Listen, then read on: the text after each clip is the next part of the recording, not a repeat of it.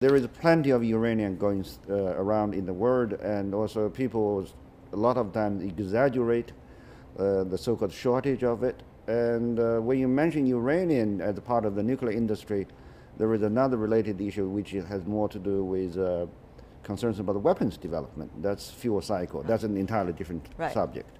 But uranium, like rare earth elements, they were grossly exaggerated in the press. It's widely available. All right. Mr. Shimatsu, Kazakhstan, of course, is the main producer of uranium in the world. And even though its output has remained stable, but people wonder, will the price in the future influence the market? And what does that mean for the trend that we see in all over the world of building nuclear power plants? How much, really, Mr. Shimatsu, should we put our stake into one choice? How big do you think is the choice of nuclear?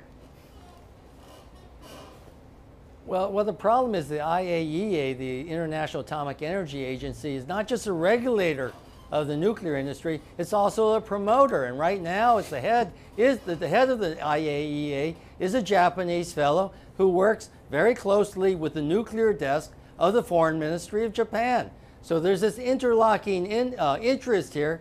So the international community has basically been led by the nose by the nuclear industry when it doesn't need these power plants.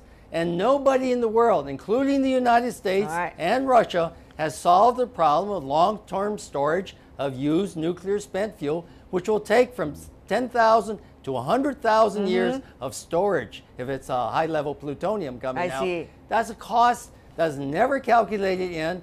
Taxpayers will have to pay for hundreds of generations. I think it's very irresponsible for our generation to say, oh, we need fuel, but our successors, our great-grandchildren, will pay the cost in health and in expense to support that. And we got your point, Mr. Shimatsu. I can see you're very passionate talking about your point. But conspiracy theory, some would say you are saying, but let me go back to Mr. Slocum. What do you make of Mr. Shimatsu's remarks, conspiracy theories or not? And secondly, looking at the long term, of course, if you want to plan the nuclear power plants, you could do that. But looking at the long term, what could be the options? Right. So I do think that you have to look at the full life cycle costs, and that includes China's plans to reprocess spent nuclear fuel, to reuse it as a fuel in other operating reactors. And then China does have plans for a underground, a long-term repository.